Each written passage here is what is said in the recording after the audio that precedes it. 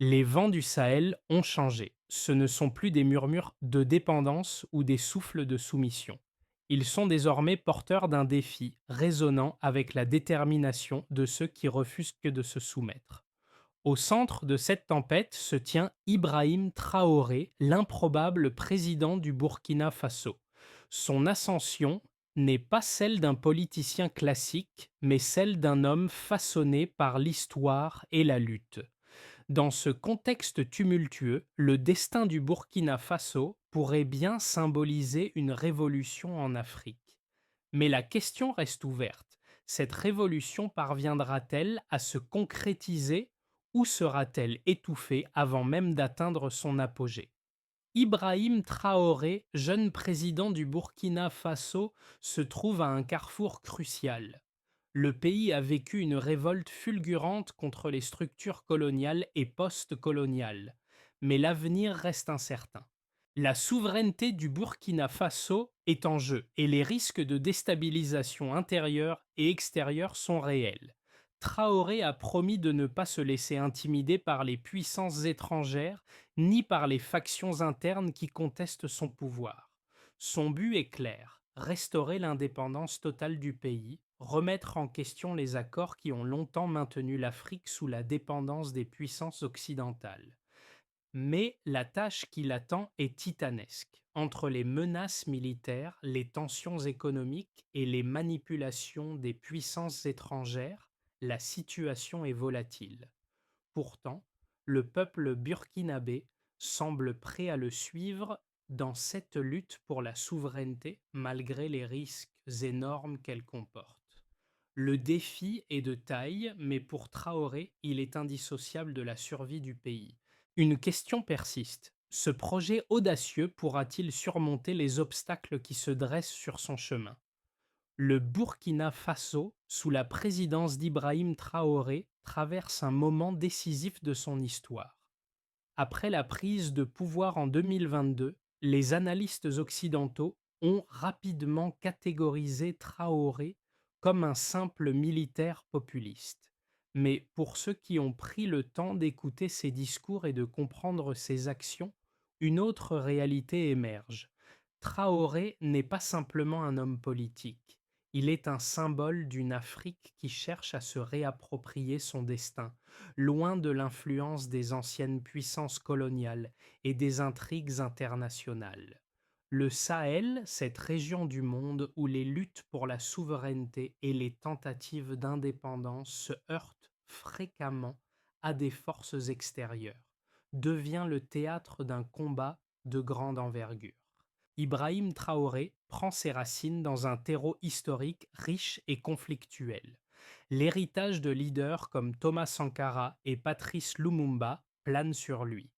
Ces figures héroïques, qui ont cherché à libérer l'Afrique de la domination étrangère, ont payé de leur vie pour leurs idéaux.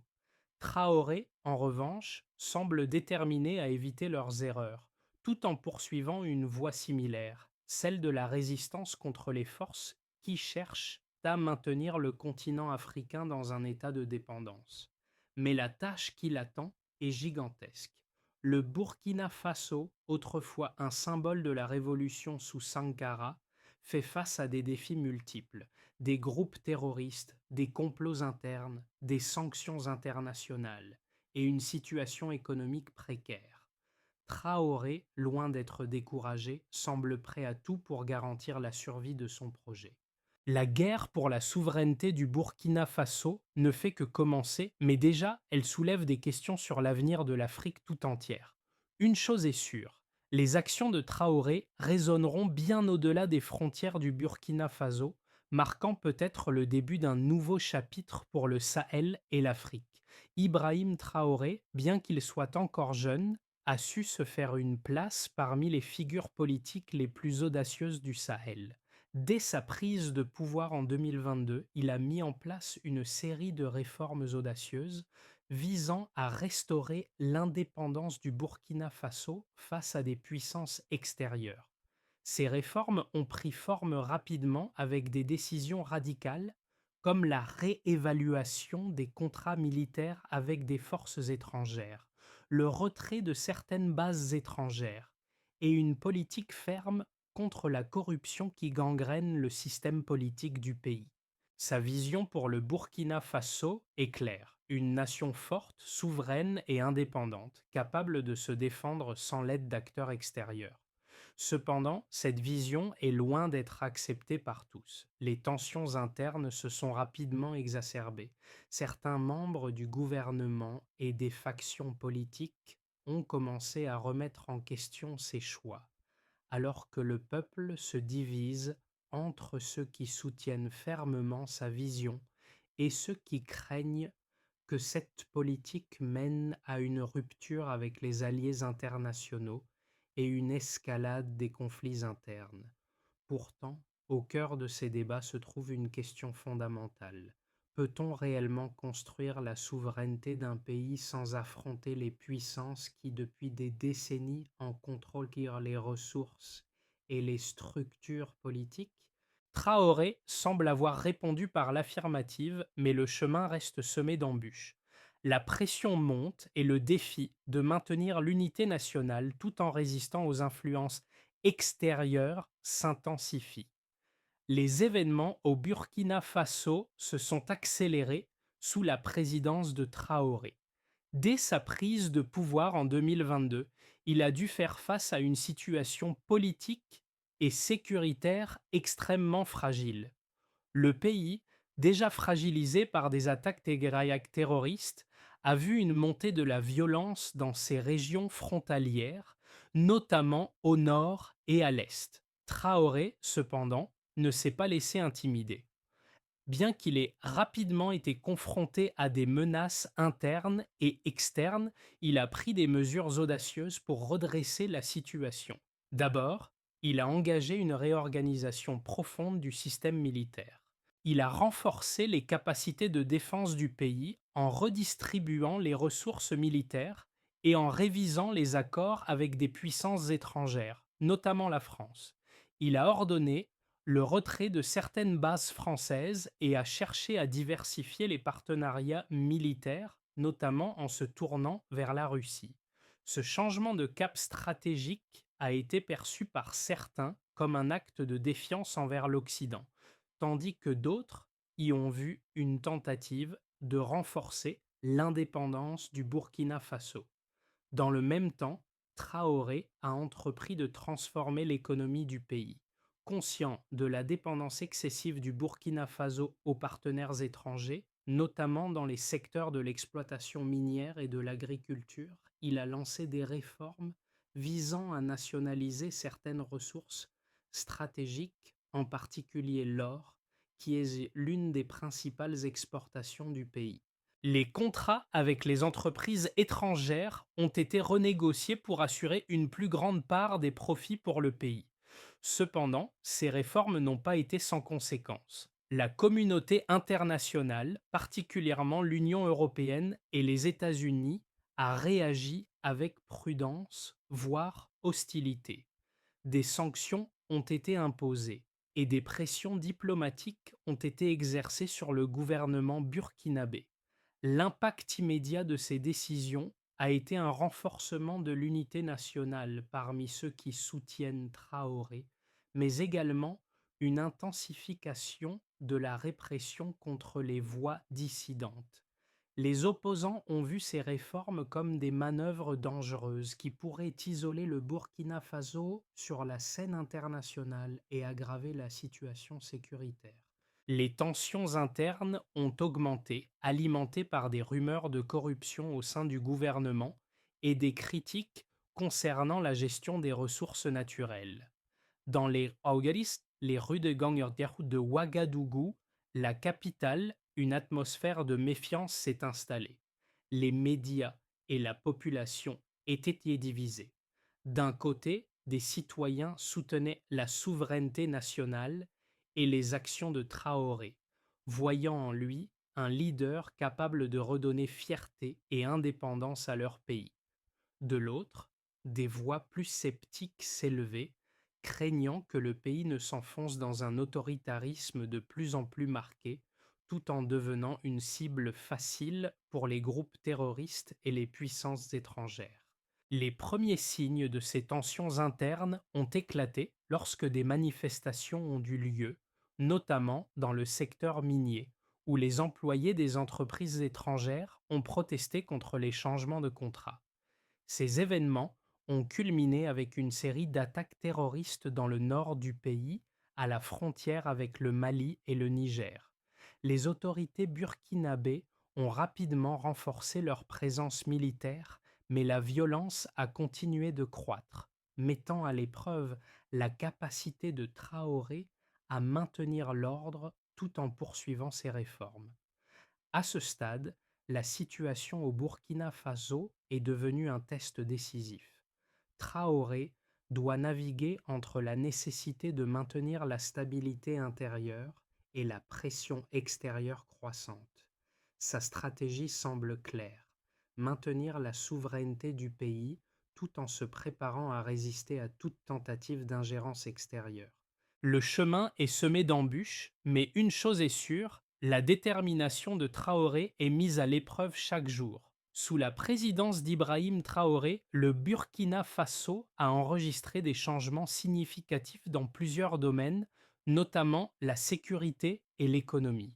Ces changements ont été soutenus par des données et des faits concrets, bien qu'ils aient été interprétés différemment par divers analystes.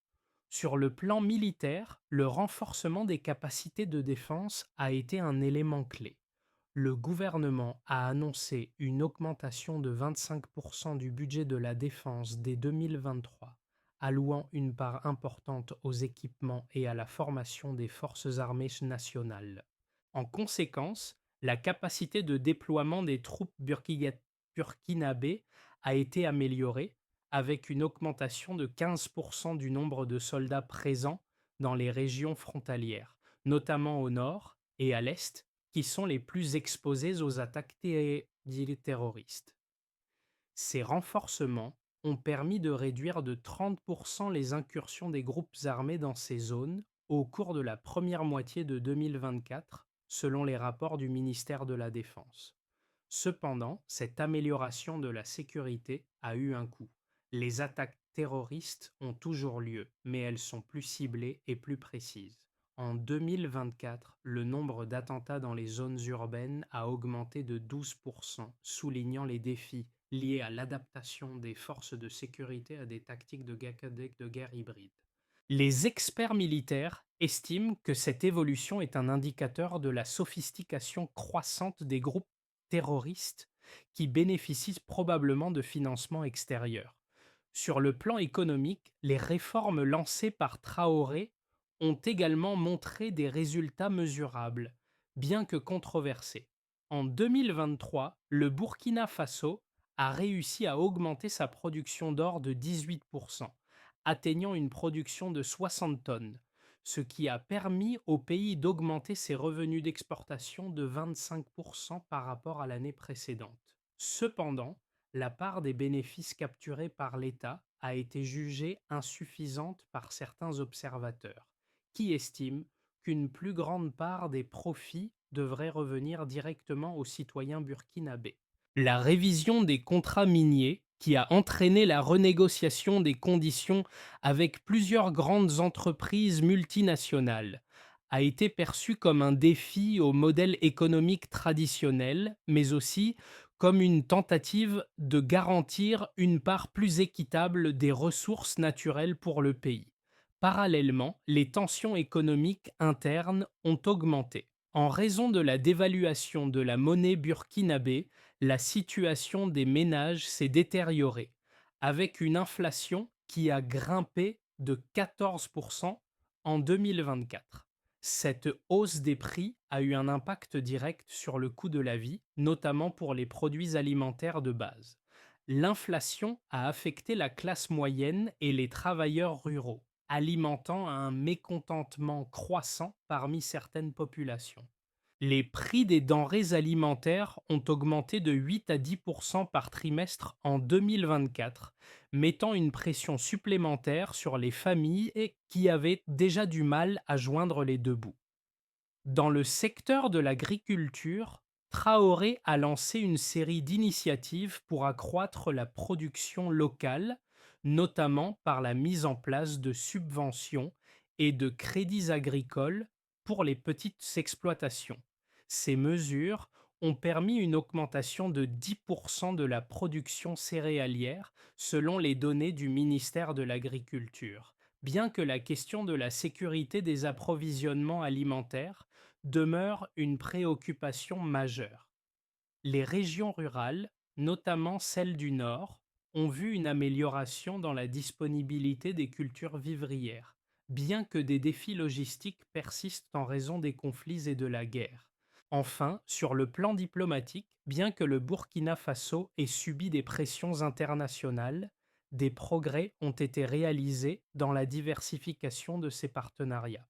Des accords ont été signés avec la Russie et la Chine pour des projets d'infrastructure, dont une ligne ferroviaire reliant Ouagadougou aux capitales voisines. Un projet qui pourrait rapporter 1 milliard de dollars à l'économie burkinabé. Cependant, ces nouvelles alliances ont aussi attiré des critiques, notamment de la part de l'Union européenne et des États-Unis, qui ont exprimé leurs préoccupations concernant la direction autoritaire du gouvernement.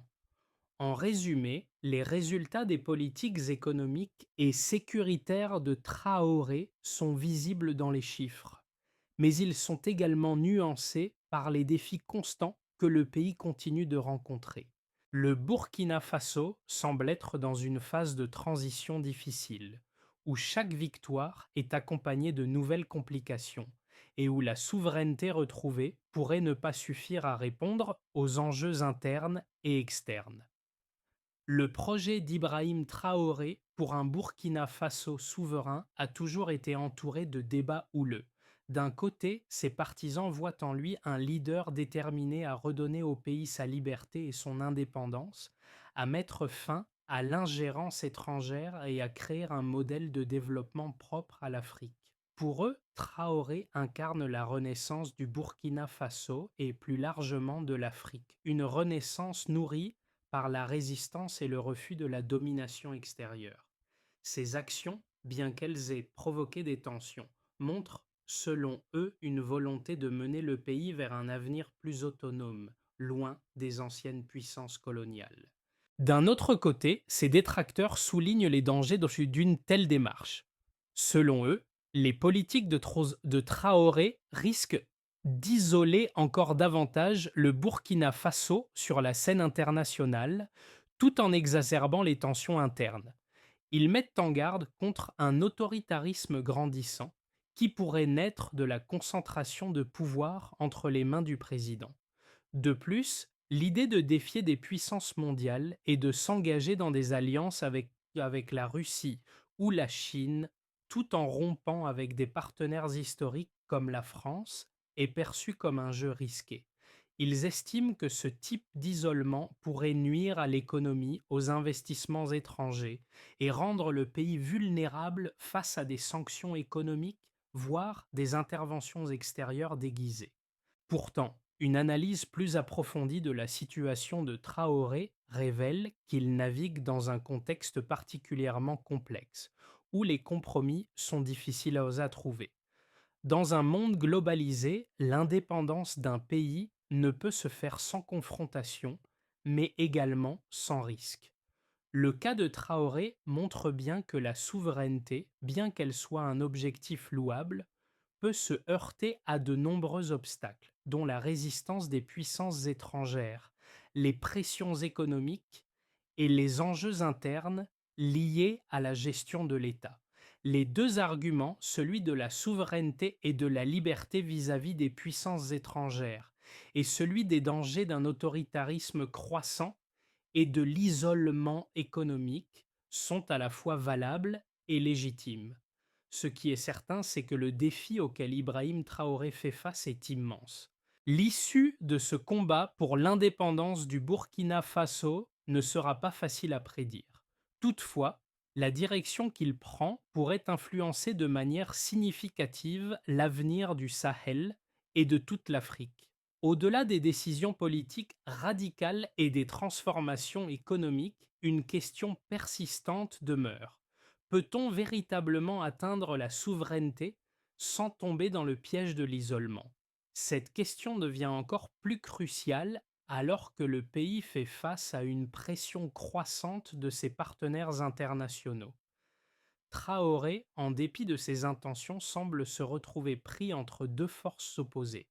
D'une part, les ambitions d'indépendance et de l'autre, la réalité d'un monde globalisé où les relations internationales sont inextricablement liées à la stabilité économique et diplomatique. Il est devenu évident que le Burkina Faso, bien qu'il cherche à s'affirmer sur la scène internationale, ne peut pas ignorer les conséquences de ses actions. Le retrait des bases militaires étrangères, les révisions des contrats économiques et la recherche de nouvelles alliances stratégiques ont entraîné une réponse diplomatique ferme de la part de l'Union européenne et des États-Unis, qui ont mis en place des sanctions économiques et diplomatiques. Ce qui semble être un acte de résistance pourrait se transformer en un défi encore plus grand pour Traoré: maintenir l'équilibre fragile entre souveraineté et isolation. Le Burkina Faso vit une période de bouleversement et les conséquences de ses choix se font sentir à la fois à l'intérieur et à l'extérieur du pays. À l'intérieur, les réformes Ziaomanida ont apporté des résultats visibles, mais elles ont aussi créé des tensions profondes. Sur le plan économique, le Burkina Faso a connu une augmentation de sa production minière, particulièrement de l'or, ce qui a contribué à un léger redressement des finances publiques. Cependant, cette croissance économique reste fragile et les inégalités se creusent, notamment dans les zones rurales où la vie quotidienne reste marquée par la pauvreté et les difficultés d'accès aux services de base. Les prix des denrées alimentaires ont augmenté en raison des perturbations liées à la guerre et aux sanctions économiques. Le pouvoir d'achat des Burkinabés a diminué et la situation des ménages, déjà précaire, est devenue plus difficile. La classe moyenne, qui avait commencé à espérer un avenir plus prospère sous les réformes de Traoré, se retrouve confrontée à une inflation qui affecte directement les dépenses quotidiennes. Les prix des produits alimentaires, tels que le riz, le maïs et l'huile, ont augmenté de manière significative, rendant la vie de plus en plus chère pour les familles. La crise alimentaire, exacerbée par la guerre, a poussé de nombreuses personnes à chercher de l'aide à l'extérieur, mais le soutien international se fait de plus en plus rare. Par ailleurs, l'isolement international du Burkina Faso, bien que le pays tente de se rapprocher de nouvelles alliances avec la Russie et la Chine, a des répercussions politiques et économiques importantes. Les sanctions imposées par l'Union européenne et les États-Unis ont frappé de nombreux secteurs, en particulier les investissements étrangers et les échanges commerciaux. Le retrait des partenaires occidentaux a exacerbé la situation économique du pays, entraînant une chute des investissements et une réduction des aides internationales. Cela a eu un impact direct sur l'infrastructure du pays, notamment dans le domaine de l'éducation et de la santé, où les financements ont diminué. Mais ce n'est pas seulement l'économie qui souffre des choix de Traoré. La situation sécuritaire, bien que renforcée par des mesures militaires internes, reste instable. Les groupes armés continuent de mener des attaques régulières contre les forces gouvernementales et les populations civiles, en particulier dans les régions frontalières. Le Burkina Faso, devenu un terrain de jeu pour de multiples groupes terroristes, se retrouve dans une guerre asymétrique difficile à gagner. Les attaques, souvent ciblées, visent non seulement à déstabiliser le gouvernement, mais aussi à semer la peur au sein de la population. Ces conflits armés ont provoqué une crise humanitaire avec des milliers de déplacés internes à la recherche de refuge dans les villes et les camps de fortune. Au niveau diplomatique, les tensions entre le Burkina Faso et ses anciens partenaires occidentaux sont palpables. La France, qui avait maintenu une présence militaire importante dans le pays pour lutter contre les groupes terroristes, a réagi en réduisant sa coopération militaire et en appelant à une réduction de l'influence de Traoré sur la scène internationale. Cependant, la réaction de Traoré face à cette pression a été ferme. Il a insisté sur le fait que le Burkina Faso ne céderait pas à des pressions étrangères et qu'il poursuivrait ses réformes et son indépendance, quel qu'en soit le prix. Les conséquences de ces choix, bien qu'il soit trop tôt pour évaluer leur impact à long terme, sont déjà visibles. Le Burkina Faso est à un carrefour de son histoire. D'un côté, il y a l'opportunité de se forger une voie indépendante, libérée des influences extérieures. Mais de l'autre, les risques d'une instabilité accrue, tant à l'intérieur qu'à l'extérieur, sont évidents. Le défi pour Ibrahim Traoré sera de maintenir l'équilibre entre la souveraineté du pays et la nécessité de naviguer dans un monde globalisé où l'isolement économique et diplomatique peut avoir des conséquences graves. La trajectoire du Burkina Faso reste incertaine, mais ce qui est certain, c'est que la résistance de Traoré pourrait bien redéfinir les relations du pays avec le reste du monde. À l'horizon des 6 à 12 prochains mois, l'avenir du Burkina Faso sous la présidence d'Ibrahim Traoré reste incertain, marqué par trois chemins possibles qui dépendront des décisions politiques, de l'évolution sécuritaire et des relations internationales du pays. Il est possible d'imaginer un premier chemin où la stabilisation et une croissance modérée s'installeraient. Les réformes porteraient leurs fruits. La production d'or continuerait d'augmenter, soutenant l'économie, tandis que les transformations agricoles et industrielles contribueraient à une progression graduelle. Le soutien populaire à Traoré se renforcerait, les Burkinabés percevant des bénéfices tangibles de son approche souverainiste. La situation sécuritaire pourrait, elle aussi, se stabiliser grâce à l'augmentation de la présence militaire et à des partenariats consolidés avec de nouveaux alliés, notamment la Russie et la Chine. Sur le plan diplomatique, malgré des tensions persistantes avec l'Occident, le pays parviendrait à maintenir des liens régionaux solides et à attirer de nouveaux investissements. Ce chemin offrirait au Burkina Faso une trajectoire de développement autonome et affirmée, tout en permettant à Ibrahim Traoré de renforcer sa position. Un deuxième chemin pourrait, au contraire, conduire à un isolement croissant et à une pression interne plus forte. Les sanctions imposées par l'Union européenne et les États-Unis se durciraient, affectant les secteurs économiques clés. L'inflation s'accélérerait, les investissements se réduiraient et les entreprises locales feraient face à des difficultés plus marquées. Le mécontentement populaire pourrait s'amplifier, nourri par des conditions de vie plus précaires. Dans ce contexte, les groupes terroristes profiteraient de l'instabilité pour intensifier leurs attaques, aggravant la crise humanitaire. Traoré serait alors confronté à une contestation plus vive, au sein même de son entourage politique comme dans l'opposition, au risque d'une polarisation accrue et de tensions sociales plus profondes. Enfin, un troisième chemin, le plus sombre, verrait le pays basculer vers une crise majeure. La guerre contre les groupes terroristes se renforcerait avec des attaques atteignant des points sensibles, y compris la capitale Ouagadougou. Les forces de sécurité, malgré les renforts, peineraient à contenir la violence. L'économie serait durement touchée avec des pénuries alimentaires, une crise du logement et une flambée des prix.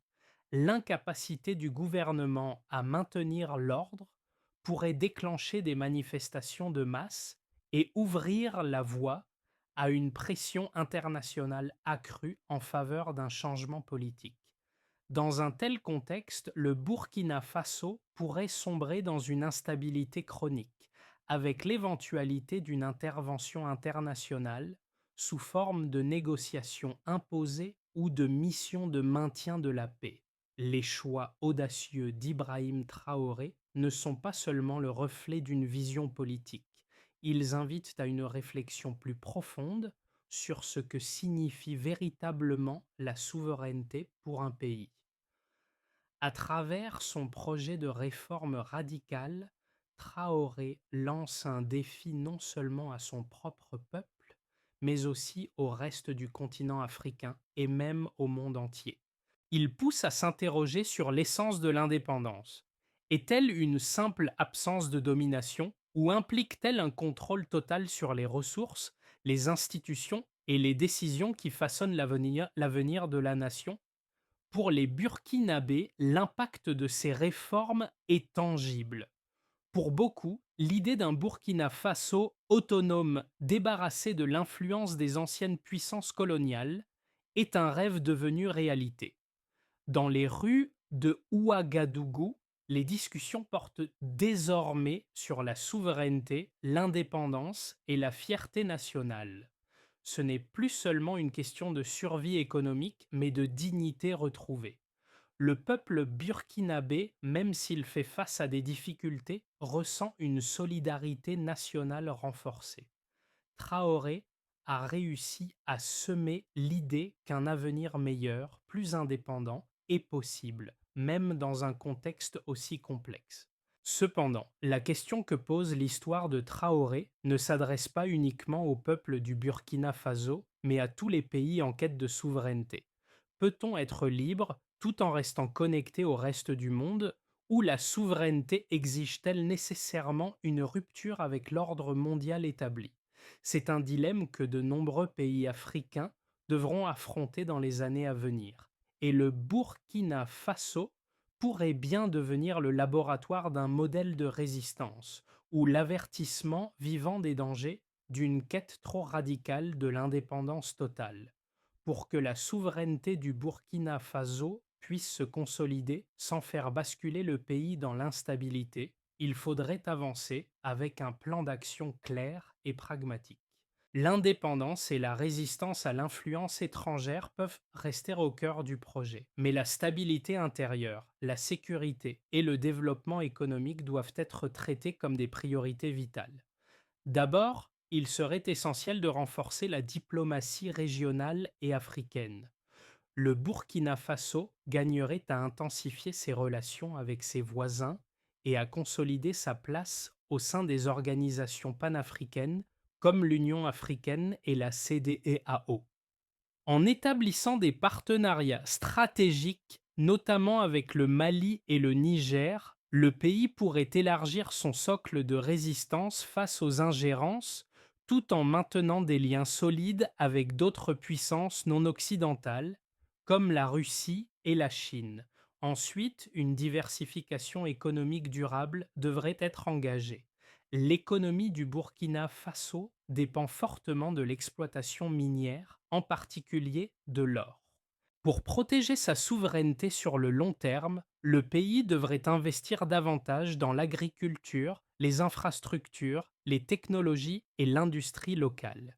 Créer un environnement favorable à l'entrepreneuriat, faciliter l'accès au crédit et soutenir les petites et moyennes entreprises pourrait stimuler l'emploi et renforcer la résilience nationale. Parallèlement, la réforme de la sécurité intérieure devrait aller au-delà de la seule réponse militaire. Une approche plus inclusive pourrait intégrer la formation de milices locales et de forces de défense populaire, capables de soutenir la sécurité dans les zones rurales et frontalières, renforcer les capacités locales et encourager la participation citoyenne dans la protection du territoire créerait une dynamique de défense plus robuste et plus ancrée dans la société. Enfin, la stabilité sociale dépendrait d'une redistribution plus équitable des richesses. Pour éviter que les réformes ne creusent les inégalités, il serait crucial que les bénéfices des ressources naturelles, notamment l'or, soient réinjectés dans la vie des citoyens. Cela pourrait passer par un système fiscal plus progressif et par des investissements directs dans l'éducation, la santé et les infrastructures rurales. La lutte pour la souveraineté du Burkina Faso, incarnée par Ibrahim Traoré, ne se limite pas à une bataille pour l'indépendance politique ou économique, mais à un combat plus profond pour la dignité et la fierté du peuple.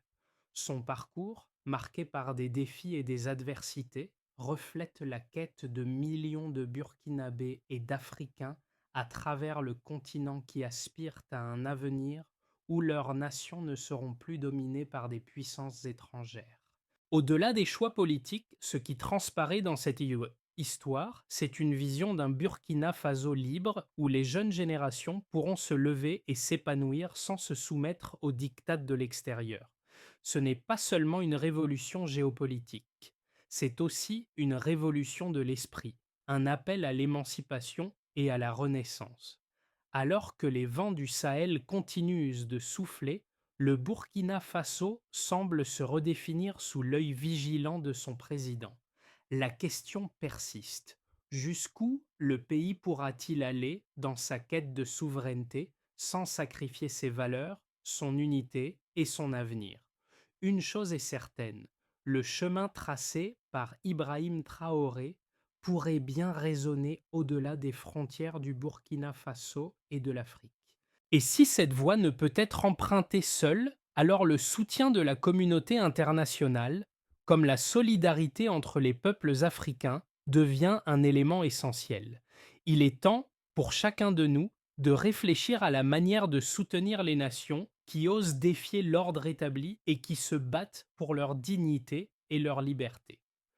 Le Burkina Faso, malgré les défis, représente un modèle de courage et de détermination qui mérite notre attention et notre réflexion. À travers chaque étape de cette lutte, le pays écrit une histoire collective que nous devons lire, comprendre et accompagner.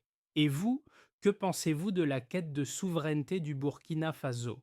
Comment cette histoire résonne-t-elle avec les luttes pour l'indépendance et la liberté dans le monde? Partagez vos réflexions et poursuivons la conversation.